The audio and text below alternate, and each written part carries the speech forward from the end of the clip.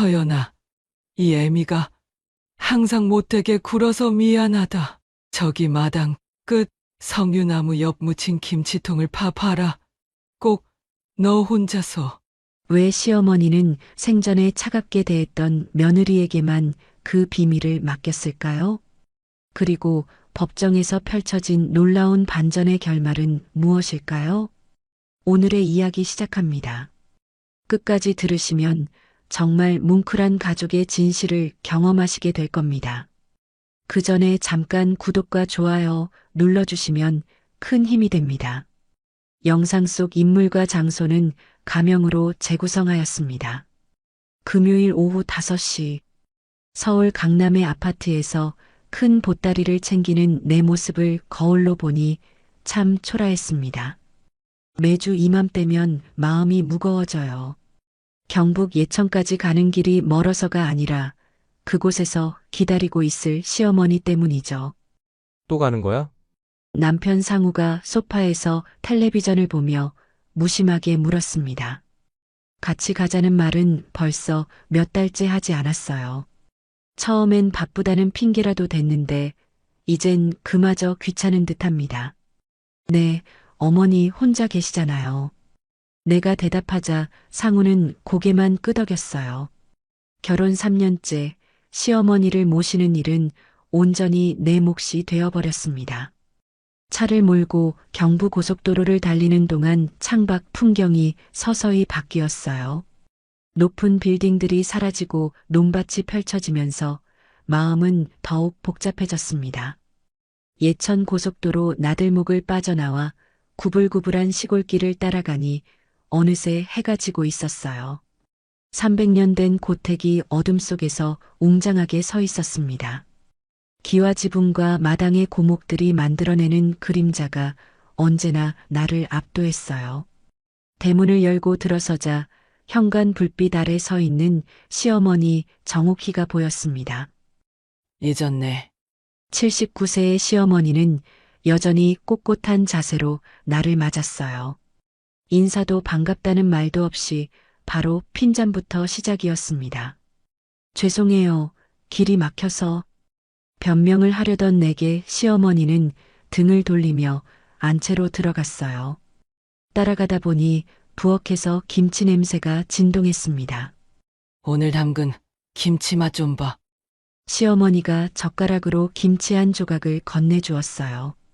입에 넣고 씹어보니 맛있긴 했지만 뭔가 아쉬운 듯 했습니다. 어때? 맛있어요, 어머니. 솔직한 대답을 했는데 시어머니 표정이 차갑게 굳었어요. 정성이 부족해. 김치는 재료만으로 되는 게 아니야. 마음을 담아야 하는데. 너는 아직 그걸 모르겠구나. 시어머니의 목소리에는 실망이 가득했습니다. 이런 말을 들을 때마다 가슴이 답답해져요. 내가 전통 요리 연구가로 일하고 있다는 것도, 김치에 대해 나름 공부하고 있다는 것도 시어머니에겐 아무 의미가 없는 듯 했습니다. 3년 동안 매주 내려와서 시어머니를 모시고 있지만 단 한 번도 인정받은 적이 없었어요. 내일 아침 일찍 일어나서 김치 다시 담가봐. 내가 지켜볼 테니까. 시어머니가 말했습니다. 또 다른 시험이 기다리고 있었어요. 밤늦게 작은 사랑채 방에 누워 천장을 바라보며 생각에 잠겼습니다. 언제까지 이런 생활을 해야 할까요? 시어머니의 마음을 얻으려면 도대체 뭘 더 해야 하는 걸까요? 창밖으로 보이는 석류나무가 바람에 흔들리고 있었어요. 그 다음 주 화요일 평소보다 일찍 전화벨이 울렸습니다. 새벽 6시였어요. 잠결에 받은 전화기 너머로 들려온 목소리는 시동생 상현이었습니다. 형수님, 큰일 났어요. 어머니가 쓰러지셨어요. 상현의 목소리가 떨리고 있었어요. 순간 머릿속이 하얘졌습니다. 어떻게 된 거예요? 새벽에 화장실 가시다가 쓰러지셨대요. 지금 예천병원 응급실에 계세요. 빨리 오세요. 남편 상우와 함께 서둘러 예천으로 향했습니다. 평소 2시간 걸리는 길을 1시간 반 만에 달려갔어요. 병원 응급실은 이미 소란스러웠습니다. 상현과 그의 아내가 초조하게 기다리고 있었어요. 의사 선생님이 뭐라고 하셔? 상우가 물었습니다. 뇌출혈이래요. 수술은 했는데. 상현이 말을 잇지 못했어요. 중환자실 앞에서 우리는 하염없이 기다렸습니다. 오후가 되어서야 의사가 나왔어요. 가족분들 잠깐 보시겠습니다. 환자분 의식이 돌아오셨는데 시간이 많지 않을 것 같습니다. 중환자실 문을 열고 들어가니 시어머니가 산소 마스크를 쓴 채 누워 계셨어요.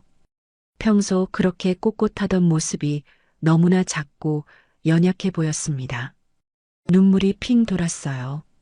시어머니가 힘겹게 눈을 뜨시더니 우리를 차례로 바라보셨습니다. 상우와 상현에게는 고개만 끄덕이시더니 내게는 손짓을 하셨어요. 가까이 다가가자 시어머니가 산소 마스크를 잠깐 벗으려 하셨습니다. 어머니, 무리하지 마세요. 내가 말렸지만 시어머니는 고개를 저으셨어요. 서연아, 목소리가 가늘고 떨렸습니다. 잘 들어. 시어머니가 힘겹게 말을 이어갔어요. 저기 마당 끝 석류나무 옆 묻힌 김치통을 파봐라. 네, 김치통이요? 무슨 말씀인지 이해할 수 없었어요. 꼭 너 혼자서. 그리고 미란이에겐 절대 말하지 마라. 시어머니의 숨소리가 점점 가빠졌습니다. 미란이요? 누구예요? 처음 듣는 이름이었어요. 하지만 시어머니는 더 이상 대답하지 않으셨습니다. 눈을 감으시더니 숨소리만 들릴 뿐이었어요. 간호사가 들어와 다시 산소 마스크를 씌워드렸습니다. 그날 밤 시어머니는 조용히 돌아가셨습니다. 마지막 순간까지 가족들이 지켜봤지만 시어머니는 다시 의식을 되찾지 못하셨어요. 장례 준비를 하면서도 시어머니의 마지막 말이 계속 머릿속을 맴돌았습니다. 석류나무 옆에 묻힌 김치통? 미란이라는 사람? 도대체 무슨 의미일까요? 상우와 상현은 장례식장 예약과 부고 연락에 바빴어요. 나는 시어머니의 유품을 정리하면서 혹시 단서가 될 만한 것이 있나 살펴봤습니다. 하지만 특별한 건 찾을 수 없었어요. 형수님 부고 돌릴 분들 명단 좀 확인해 주세요. 상현이 종이 한 장을 건네주었습니다. 친척들과 동네 분들 이름이 적혀 있었는데 그 중에 고미란이라는 이름이 눈에 띄었어요. 이분은 누구세요? 내가 물었습니다. 어머니 친구분이래요. 50년 직이라고 하던데. 상현이 대답했어요. 미란이. 혹시 시어머니가 말씀하신 그 미란이가 이 사람일까요? 가슴이 두근거렸습니다. 장례식 당일 예천읍의 장례식장은 조문객들로 붐볐습니다. 시어머니가 이 지역에서 유명한 김치명인이었던 만큼 많은 분들이 찾아주셨어요. 상복을 입고 영정 앞에 서 있는데 문득 시선이 느껴졌습니다. 입구 쪽을 바라보니 한 여자분이 천천히 걸어오고 계셨어요. 50대 후반쯤 되어 보이는데 화려한 한복을 입고 진주 목걸이까지 하고 계셨습니다. 다른 조문객들과는 확연히 다른 분위기였어요. 상주가 누구신가요? 그 여자분이 물었습니다. 목소리가 또렷하고 자신감이 넘쳤어요.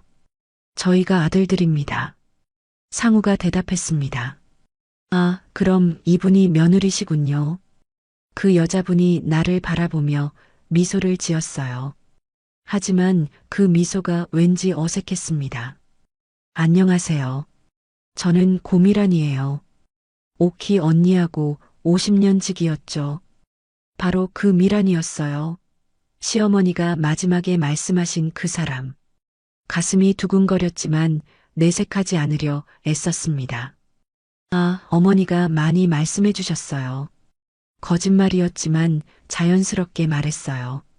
고미라는 영정 앞에서 절을 하더니 오랫동안 시어머니 사진을 바라봤습니다. 오키 언니 정말 고생 많으셨어요. 이제 편히 쉬세요. 목소리에 진심이 담겨 있는 것 같았어요. 하지만 뭔가 이상했습니다. 고미란이 조문을 마치고 나서도 자리를 뜨지 않고 상우, 상현 형제와 이야기를 나누고 있었어요. 멀리서 지켜보니 뭔가 진지한 대화를 나누는 것 같았습니다. 형수님, 잠깐 이리 오세요. 상현이 나를 불렀어요. 고미란 옆으로 가니 그녀가 환한 미소를 지으며 말했습니다. 며느리분, 오키 언니가 김치 사업을 하셨잖아요. 사실 저도 그 일에 조금 관련이 있어서 말이에요. 네? 무슨 말씀이세요? 자세한 얘기는 장례 끝나고 해야겠네요. 너무 복잡한 얘기라서. 고미란이 애매하게 웃으며 말했어요. 그때 상우가 끼어들었습니다. 미란 이모님이 어머니와 함께 김치 사업을 하셨다고 하네요. 브랜드 등록이나 그런 것들 말이에요. 무슨 말인지 전혀 이해할 수 없었어요. 시어머니는 그런 말씀을 하신 적이 없었는데, 하지만 장례식장에서 자세히 물어볼 수는 없었습니다. 고미라는 장례 기간 내내 우리 옆에 붙어 있었어요. 친척들에게는 자신을 시어머니의 절친이자 사업 동반자라고 소개했습니다. 조문객들과 인사를 나누는 모습도 마치 가족인 것처럼 자연스러웠어요. 오키 언니가 정말 대단한 분이었어요. 김치 하나로 이렇게 많은 사람들이 사랑했으니까요. 고미란이 내게 말했습니다. 네, 정말 훌륭하신 분이셨죠. 내가 답하자 고미란이 의미심장한 눈빛을 보냈어요. 그런데 며느리분, 어머니가 마지막에 특별한 말씀 같은 건 없으셨어요? 뭔가 당부하시거나. 순간 등골이 서늘해졌습니다. 왜 이런 질문을 하는 걸까요? 시어머니가 미란이에겐 절대 말하지 말라고 하신 말이 떠올랐어요. 아니요, 별 말씀 없으셨어요. 거짓말을 할 수밖에 없었습니다. 고미란은 잠시 나를 자세히 들여다보더니 고개를 끄덕였어요. 그렇겠네요. 많이 아프셨으니까. 장례를 치르는 3일 동안 고미란은 계속 우리 가족과 함께 있었습니다. 특히 상우와 상현과는 자주 따로 이야기를 나눴어요. 뭔가 중요한 얘기를 하는 것 같았는데 나만 빠져 있는 느낌이었습니다. 발인 날 고미란이 마지막으로 내게 다가왔어요. 며느리분, 정말 고생 많으셨어요. 앞으로도 연락하며 지내요.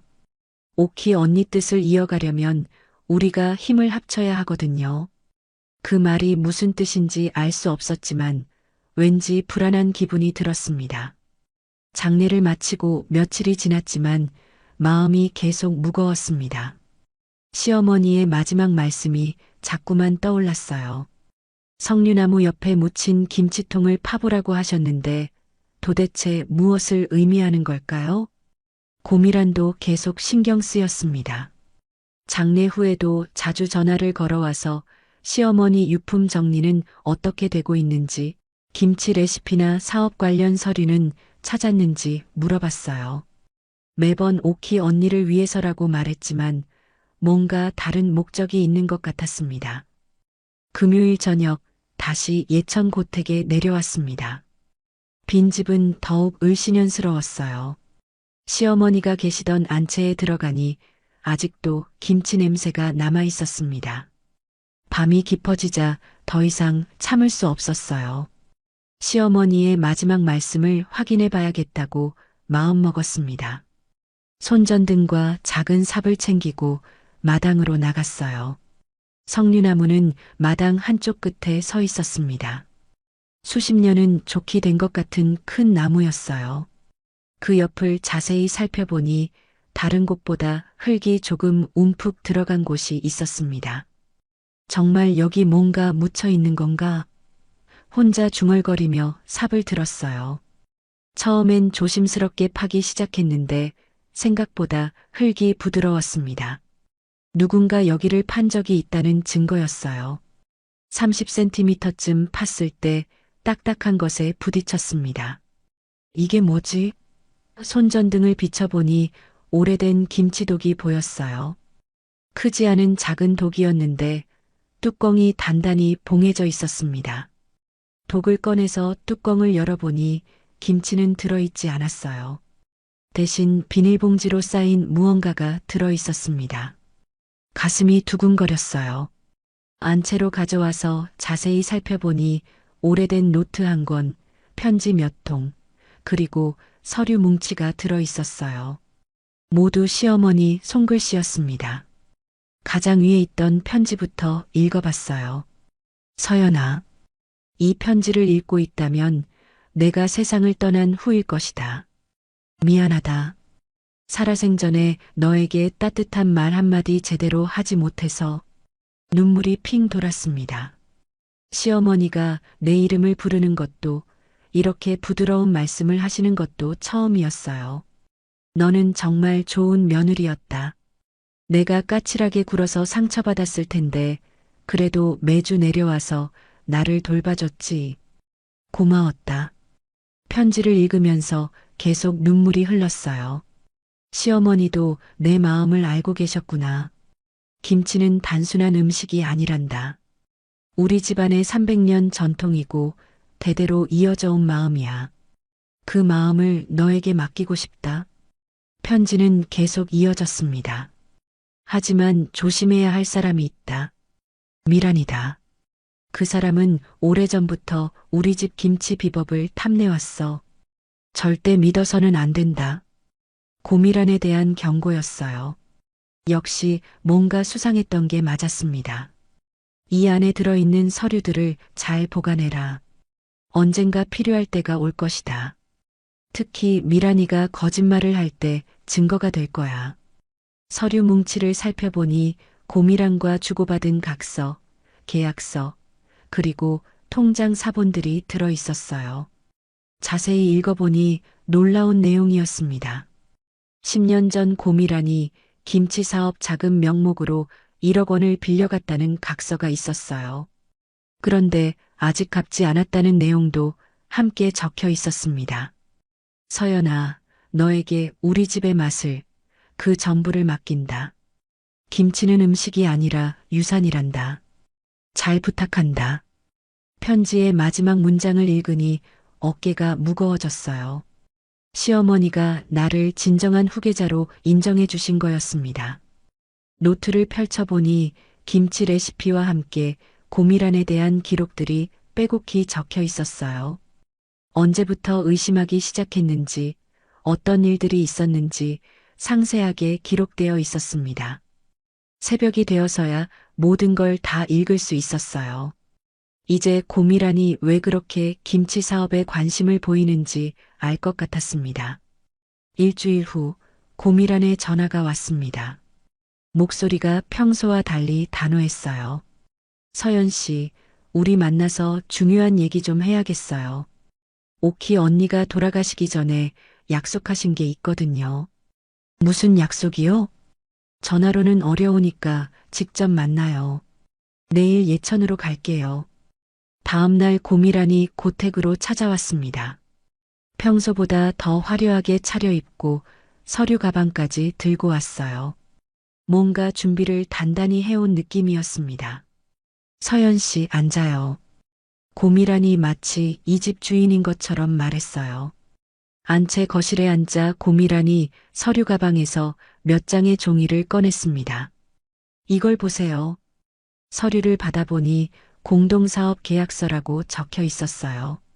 시어머니와 고미란의 이름이 나란히 적혀 있었습니다. 이게 뭐예요? 오키 언니와 제가 10년 전에 맺은 계약서예요. 김치 브랜드를 공동으로 운영하기로 한 거죠. 제가 자금을 대고 언니가 기술을 제공하는 구조였어요. 서류를 자세히 살펴보니 확실히 시어머니 도장이 찍혀 있었어요. 하지만 뭔가 이상했습니다. 그런데 어머니는 그런 말씀하신 적이 없으셔서 오키 언니가 말 안 하셨을 수도 있죠. 가족들한테는 사업 얘기 잘 안 하시잖아요. 고미란이 능숙하게 대답했어요. 그래서 뭘 어쩌자는 거예요? 당연히 계약에 따라 김치 브랜드 절반은 제 몫이죠. 이제 언니가 돌아가셨으니까 정리를 해야 한다고 생각해요. 머리가 복잡해졌습니다.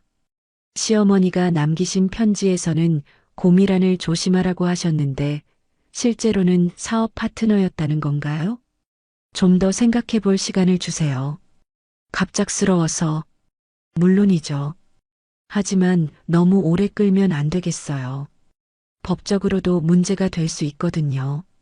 고미란의 목소리에 압박감이 느껴졌어요. 고미란이 돌아간 후 상우에게 전화를 걸었습니다. 여보, 어머니가 고미란 이모와 사업을 같이 하셨다는 거 알고 있었어요?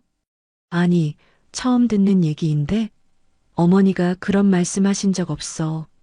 상현에게도 물어봤지만 역시 모른다고 했어요.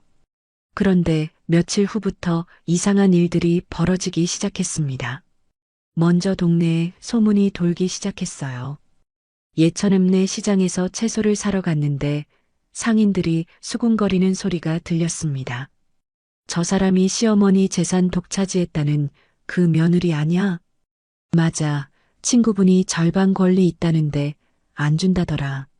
얼굴이 화끈거렸어요. 도대체 누가 이런 소문을 퍼뜨린 건지 뻔했습니다. 일주일 후에는 지역 신문에까지 기사가 났어요. 김치명인 유산 분쟁, 며느리와 지인 간 갈등 심화라는 제목으로 자극적으로 보도되었습니다. 기사에는 고미란의 인터뷰도 실려 있었어요.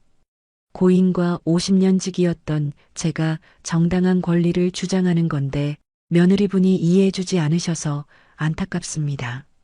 화가 머리끝까지 치밀었어요. 하지만 더 큰 문제는 가족들의 반응이었습니다. 상현이 전화를 걸어왔어요. 형수님, 신문 기사 봤어요. 이거 우리 가족 명예에도 안 좋은데 그냥 적당히 타협하는 게 어때요? 상현 씨, 저도 정확히 뭐가 어떻게 된 건지 모르겠어요. 어쨌든 소송까지 가면 더 시끄러워질 텐데. 어머니 브랜드 가치도 떨어지고 심지어 남편 상우도 비슷한 말을 했어요. 여보, 너무 고집 부리지 말고 협의해 보는 게 어떨까? 미란 이모도 어머니와 오래 알고 지낸 분이니까 아예 거짓말은 아닐 거야. 모든 사람이 나를 의심하고 있는 것 같았어요. 시어머니가 남기신 편지와 서류들이 있지만 아직 공개할 때가 아니라는 생각이 들었습니다. 좀 더 신중하게 접근해야 했어요. 하지만 고미란의 공격은 점점 거세졌습니다. 변호사를 통해 정식으로 유산분할 청구서를 보내왔어요. 이제 정말 법정에서 만나게 생겼습니다. 법정 다툼이 본격화되면서 나는 혼자서는 감당할 수 없다는 걸 깨달았어요. 변호사를 구하기 위해 예천 시내를 돌아다니던 중 법무법인 정의의 이지훈 변호사를 만났습니다. 의뢰인분 상황이 복잡하네요. 상대방이 제시한 계약서부터 자세히 살펴봐야겠어요. 이지훈 변호사가 차분하게 말했어요. 고미란이 제시한 서류들을 함께 검토해 보니 여러 가지 의심스러운 점들이 발견되었습니다. 계약서 도장이 좀 이상해 보이는데요. 진위 여부를 확인해 봐야겠어요.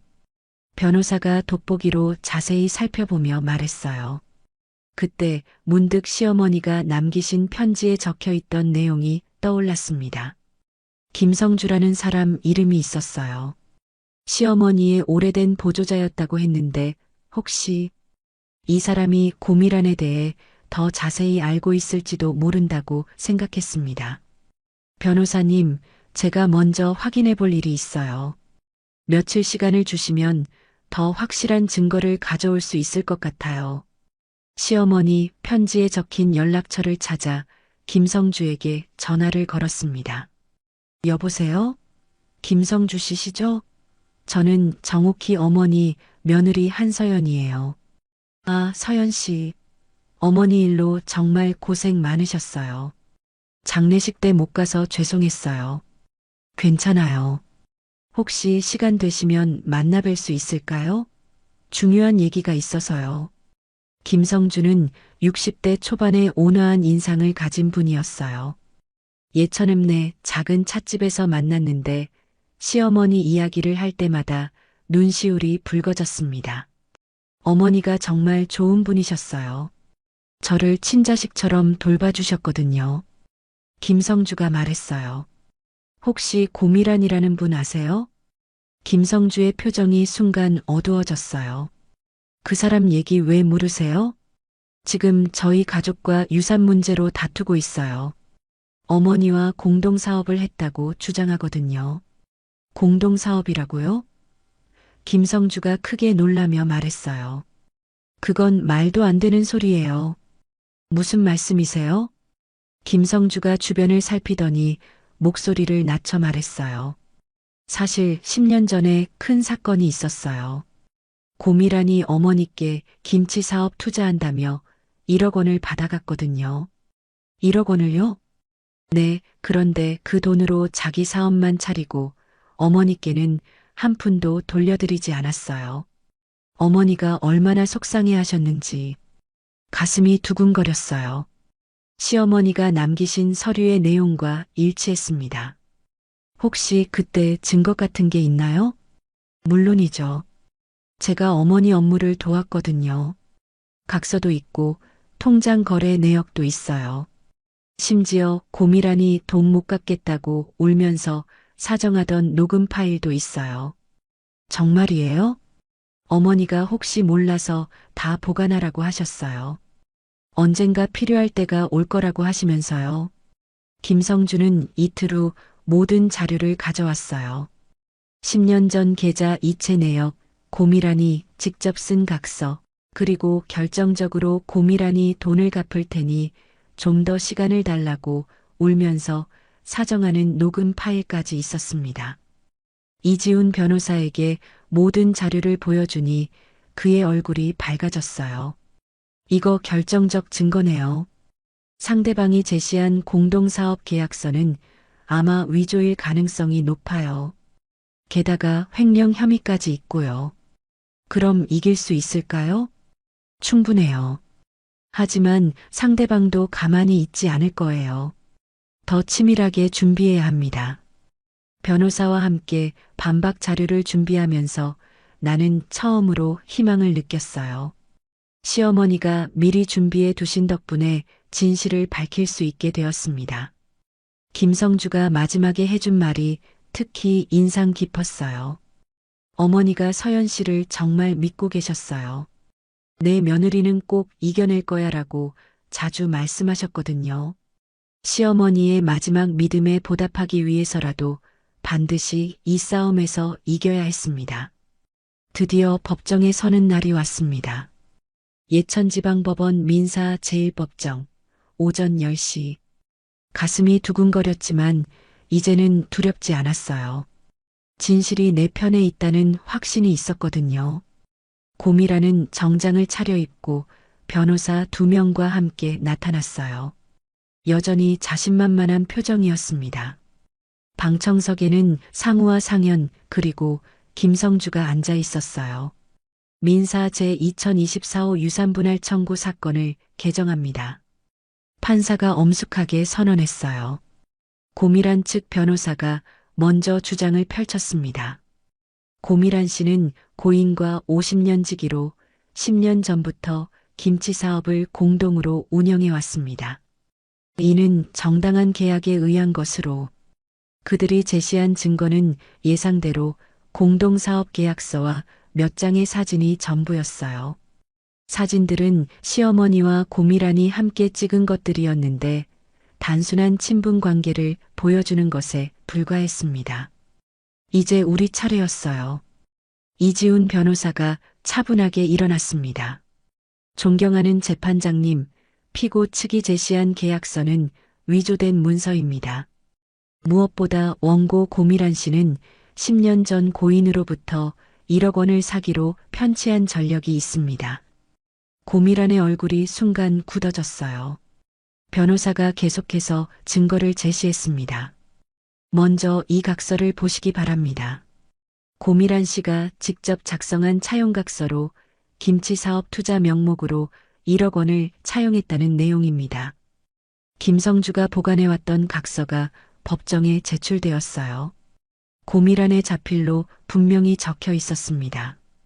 또한 이는 당시 계좌 이체 내역입니다. 고인의 계좌에서 고미란 씨 계좌로 1억 원이 이체된 기록이 명확히 남아 있습니다. 은행 거래 내역서가 스크린에 크게 나타났어요. 고미란이 당황하는 모습이 보였습니다. 더욱 결정적인 증거가 있습니다. 변호사가 녹음기를 들어 올렸어요. 이는 3년 전 고미란 씨가 고인에게 사과하며 돈을 갚겠다고 약속하는 녹음 파일입니다. 법정에 고미란의 목소리가 울려 퍼졌어요. 언니, 정말 죄송해요. 사업이 잘못되어서 조금만 더 시간을 주시면 꼭 갚을게요. 제발 고소하지 마세요. 고미란이 얼굴을 손으로 가렸어요. 방청석에서 작은 소동이 일어났습니다. 뿐만 아니라 피고가 제시한 공동사업 계약서는 명백한 위조 문서입니다. 변호사가 확대된 계약서를 가리키며 말했어요. 고인의 실제 도장과 비교해보면 크기와 글자체가 다릅니다. 감정 결과까지 제출되자 고미란 측 변호사들의 얼굴이 어두워졌어요. 판사가 고미란에게 물었습니다. 원고는 지금까지 제시된 증거에 대해 어떻게 변명하시겠습니까? 고미란이 떨리는 목소리로 대답했어요. 그것은 오해입니다. 제가 돈을 빌린 건 맞지만 나중에 사업 파트너가 되기로 약속했어요. 그렇다면 그에 대한 증거가 있습니까? 고미란은 대답하지 못했어요. 마지막으로 김성주가 증인으로 출석했습니다. 고인께서는 고미란 씨 때문에 많이 속상해 하셨습니다. 내가 너무 순진했다. 사람을 잘못 봤다고 자주 말씀하셨어요. 재판은 우리의 완승이었어요. 판사는 최종 판결에서 원고의 주장은 근거가 부족하며 제시된 계약서는 위조된 것으로 판단된다고 선언했습니다. 더 나아가 고미란에게는 사기와 위조문서 작성 혐의로 형사고발 조치가 내려졌어요. 법정을 나오면서 상현이 다가왔어요. 형수님, 정말 죄송했어요. 제가 너무 성급하게 판단했네요. 괜찮아요. 모든 게 정리되어서 다행이에요. 이지훈 변호사가 악수를 청하며 말했어요. 정말 잘 준비하셨어요. 어머님이 미리 증거를 남겨두신 덕분에 승리할 수 있었습니다. 법원 계단을 내려오면서 하늘을 올려다봤어요. 시어머니가 하늘에서 지켜보고 계시는 것 같았습니다. 어머니, 이겼어요. 진실이 승리했어요. 마음속 무거운 짐이 드디어 내려놓아진 기분이었어요. 재판이 끝나고 1년이 흘렀습니다. 예천 고택은 이제 완전히 달라진 모습이었어요. 안채는 전통김치 문화관으로 새롭게 태어났고 사랑채는 김치 체험 교실로 꾸며졌습니다. 선생님, 이 김치가 왜 이렇게 맛있어요? 20살 정도 되어 보이는 여대생이 눈을 반짝이며 물었어요. 비법은 정성이에요. 재료도 중요하지만 마음을 담아야 진짜 맛이 나거든요. 내가 웃으며 대답했습니다. 매주 토요일마다 젊은 사람들이 김치 만들기를 배우러 고택을 찾아왔어요. 서울, 대구, 부산에서까지 오는 사람들이 있었습니다. 시어머니의 김치 비법이 이렇게 많은 사람들에게 전해지고 있다니 정말 뿌듯했어요. 어머니께서 이 모습을 보시면 얼마나 기뻐하실까요? 혼자 중얼거리며 마당의 석류나무를 바라봤습니다. 그 옆에는 작은 추모비가 세워져 있었어요. 김치명인 정옥희를 기리며라고 새겨진 비석이었습니다. 오후에는 김성주가 찾아왔어요. 이제 우리 문화관의 고문 역할을 해주고 계셨습니다. 오늘 체험 수업은 어땠어요? 김성주가 물었어요. 정말 좋았어요. 젊은 사람들이 전통 음식에 관심을 가져주니까 보람이 있어요. 어머니가 보시면 정말 자랑스러워 하실 거예요. 서연 씨가 꿈꾸던 바로 그 모습이거든요. 김성주는 시어머니의 생전 이야기를 자주 들려주었어요. 시어머니도 젊은 시절부터 전통 음식을 널리 알리고 싶어 하셨다고 했습니다. 저녁에 상우가 내려왔어요. 이제는 주말마다 함께 예천에서 시간을 보내고 있었습니다. 여보, 오늘 서울에서 방송국 사람들이 연락 왔어. 우리 문화관 취재하고 싶다는데 어때? 정말요? 좋죠. 더 많은 사람들이 알았으면 좋겠어요. 그리고 상현이도 주말에 가족들이랑 체험하러 온다고 해. 조카들이 김치 만들기 배우고 싶어 한대. 가족들이 이렇게 관심을 가져주니 더욱 힘이 났어요. 밤이 되어 안채에 혼자 앉아 있으니 감회가 새로웠습니다. 1년 전만 해도 이런 일이 일어날 거라고는 상상도 못했어요. 시어머니의 차가운 시선, 고미랑과의 법정 다툼, 그 모든 시련들이 지금의 행복을 만들어준 과정이었던 것 같습니다. 책상 서랍에서 시어머니가 남기신 편지를 다시 꺼내 읽어봤어요. 서연아, 너에게 우리 집의 맛을, 그 전부를 맡긴다. 김치는 음식이 아니라 유산이란다. 이제야 그 말의 진정한 의미를 알 것 같았어요. 단순히 김치 만드는 기술을 전수받은 게 아니라 대대로 이어져 온 마음과 정성을 물려받은 거였습니다. 다음 주부터는 새로운 프로그램이 시작될 예정이었어요. 전통 발효 음식 마스터 과정이라는 이름으로 석 달 동안 심화 교육을 하는 거였습니다. 벌써 20명이 신청했어요. 어머니, 이젠 제가 지켜나갈게요. 이 맛도, 이 마음도요. 시어머니 영정 앞에서 조용히 다짐했습니다. 창밖으로 보이는 석류나무에 꽃이 피기 시작했어요. 새로운 계절, 새로운 시작을 알리는 신호 같았습니다. 시어머니가 묻어두신 김치통에서 시작된 긴 여행이 이제 아름다운 결실을 맺고 있었어요. 서울과 예천을 오가던 며느리에서 이제는 전통을 이어가는 진정한 계승자가 되었습니다. 매주 금요일마다 무거운 마음으로 내려오던 이 길이 이제는 설렘과 보람으로 가득한 길이 되었어요. 앞으로도 많은 사람들이 이곳을 찾아와 시어머니의 김치를 맛보고 전통의 소중함을 느꼈으면 좋겠습니다. 그것이 바로 시어머니가 원하셨던 일이니까요. 밤하늘의 별들이 고택을 따뜻하게 비추고 있었어요. 내일도 새로운 사람들을 맞이할 준비를 해야겠습니다. 오늘도 귀한 시간 내어 끝까지 시청해주신 구독자 여러분 진심으로 감사드립니다. 오늘의 이야기가 마음을 울렸다면 구독과 좋아요, 댓글 부탁드립니다.